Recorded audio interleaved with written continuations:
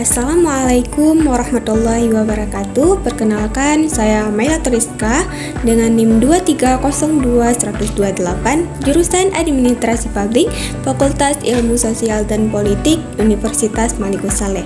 Nah, baik, di sini saya akan menjelaskan sebuah organisasi yang saya buat dengan nama yaitu Relawan Generasi Emas.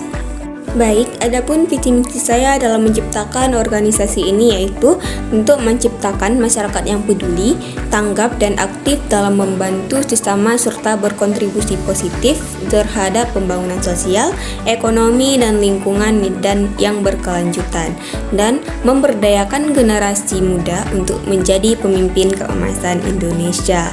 Nah, misi saya yaitu menggalang kepedulian untuk meningkatkan kesadaran dan kepedulian masyarakat terhadap berbagai isu sosial, ekonomi, dan lingkungan melalui edukasi dan kampanye. Selanjutnya ada aksi nyata, yaitu melaksanakan program-program relawan yang efektif dan berkelanjutan untuk membantu mereka yang membutuhkan baik dalam situasi darurat maupun dalam upaya peningkatan kualitas hidup. Selanjutnya ada kolaborasi, yaitu dengan membangun jaringan kerjasama dengan berbagai pihak termasuk pemerintah, sektor swasta, dan organisasi non-profit lainnya untuk mencapai tujuan bersama. Selanjutnya ada pemberdayaan relawan, yaitu dengan menyediakan pelatihan dan pengembangan bagi para relawan agar mereka dapat bekerja dengan efisien dan memiliki dampak positif yang signifikan. Selanjutnya ada inovasi dan kreativitas, yaitu dengan mengembangkan solusi inovatif dan kreatif dalam menangani masalah-masalah sosial dan kemanusiaan yang dihadapi oleh masyarakat. Dan yang terakhir ada transparansi dan akuntabilitas, yaitu menjalankan organisasi dengan prinsip-prinsip transparansi dan akuntabilitas dalam setiap kegiatan dan penggunaan sumber daya. Baik, selanjutnya ada ruang lingkup. Nah, ruang lingkup kegiatan relawan ini dapat mencakup berbagai bidang dan aktivitas yang dirancang untuk memberikan bantuan dan dukungan kepada masyarakat serta lingkungan. Nah, di sini saya akan menjelaskan beberapa ruang lingkup kegiatan relawan. Nah, yang pertama ada bantuan kemanusiaan, yaitu dengan melakukan penanggulangan bencana alam, distribusi bantuan pangan, air, dan kebutuhan dasar. Nah, selanjutnya ada pendidikan. Nah, dalam pendidikan ini kita menyediakan program literasi dan edukasi, pengajaran dan bimbingan belajar. Nah, selanjutnya ada kesehatan, yaitu dengan melakukan kampanye kesehatan dan vaksinasi, bantuan medis dan kesehatan mental, dan penyuluhan pemeriksaan kesehatan secara gratis. Nah, selanjutnya ada lingkungan. Nah, yaitu dengan penanaman pohon dan penghijauan, pembersihan lingkungan dan pengelolaan sampah dan kampanye pelestarian alam dan konservasi. Nah, yang terakhir ada sosial, yaitu dengan memberikan bantuan kepada anak yatim, lansia dan penyandang disabilitas dan program pemberdayaan komunitas.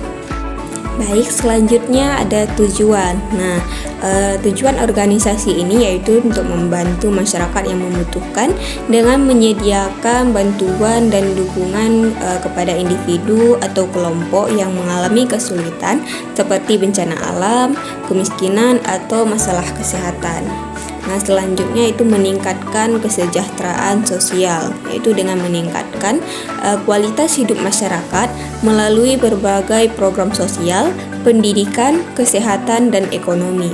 Selanjutnya ada membangun solidaritas dan kebersamaan. Nah, yaitu dengan mendorong semangat gotong royong dan saling membantu di antara anggota masyarakat sehingga terciptanya rasa solidaritas tersebut dan rasa kebersamaan.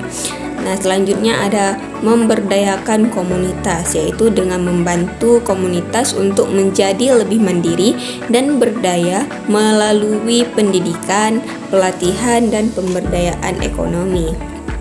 Selanjutnya ada melindungi dan melestarikan lingkungan, yaitu dengan menggalakkan kegiatan yang berfokus pada konservasi alam, penghijauan, dan pengelolaan sumber daya alam yang berkelanjutan. Nah, selanjutnya ada meningkatkan meningkatkan kesadaran dan edukasi, yaitu dengan meningkatkan kesadaran masyarakat tentang berbagai isu sosial, lingkungan, kesehatan, dan hak asasi manusia melalui kampanye dan program edukasi.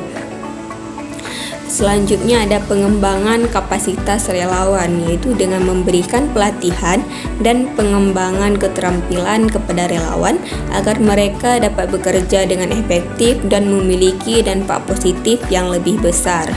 Nah, selanjutnya yaitu mendukung pembangunan berkelanjutan. Nah, di sini kita berkontribusi pada pencapaian tujuan pembangunan berkelanjutan melalui berbagai inisiatif dan program yang mendukung pembangunan sosial, ekonomi, dan lingkungan. Selanjutnya ada mengurangi ketidaksetaraan. Nah, yaitu dengan mendorong inklusi sosial dan membantu mengurangi ketidaksetaraan di masyarakat yang dengan memberikan dukungan kepada kelompok-kelompok yang terpinggirkan. Nah, yang terakhir ada menjadi agen perubahan, yaitu dengan mendorong relawan untuk menjadi agen perubahan di masyarakat mereka, membawa ide-ide dan inisiatif yang dapat membawa perbaikan dan inovasi. Selanjutnya ada manfaat organisasi. Nah, di sini ada manfaat bagi individu. Yang pertama yaitu mengembangkan keterampilan dan pengalaman baru, yaitu menjadi relawan memungkinkan kita untuk belajar dan mengembangkan keterampilan baru seperti kepemimpinan, komunikasi, dan teamwork. Nah, ini dapat memperoleh pengalaman yang berharga dan dapat membantu kita dalam karir dan pendidikan. Selanjutnya ada membangun jaringan dan koneksi baru. Nah, menjadi relawan memungkinkan kita untuk bertemu dengan orang-orang baru dan membantu jaringan dengan orang-orang yang memiliki minat yang sama. Nah, ini juga dapat membantu kita dalam karir atau pendidikan kita. Nah, yang terakhir ada meningkatkan rasa percaya diri dan harga diri. Nah, menjadi relawan ini dapat membantu kita meningkatkan rasa percaya diri dan harga diri kita ketika kita membantu orang lain dan membuat perbedaan di dunia. Kita akan merasa lebih baik tentang diri kita sendiri. Nah, yang selanjutnya ada manfaat bagi masyarakat. Nah, yang pertama ada memenuhi kebutuhan masyarakat. Nah, organisasi relawan ini dapat membantu memenuhi kebutuhan masyarakat yang tidak dapat dipenuhi oleh pemerintah atau sektor swasta. Misalnya, organisasi relawan dapat menyediakan layanan seperti makanan, tempat tinggal, dan perawatan kesehatan kepada orang-orang yang membutuhkan. Nah, selanjutnya ada memperkuat komunitas.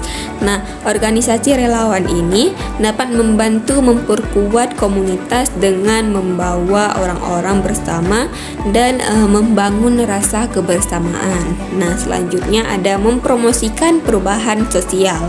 Nah, organisasi relawan dapat mempromosikan perubahan sosial dengan meningkatkan kesadaran tentang masalah-masalah penting dan mengadvokasikan perubahan. Nah, yang terakhir ada melestarikan lingkungan. Nah, organisasi relawan ini dapat membantu melestarikan lingkungan dengan membersihkan taman, menanam pohon, dan melindungi satwa liar. Selanjutnya ada karakteristik organisasi. Nah, yang pertama ada berbasis non-profit. Nah, organisasi relawan ini adalah organisasi non-profit yang tidak berfokus pada keuntungan finansial, tetapi pada misi sosial, kemanusiaan, atau lingkungan.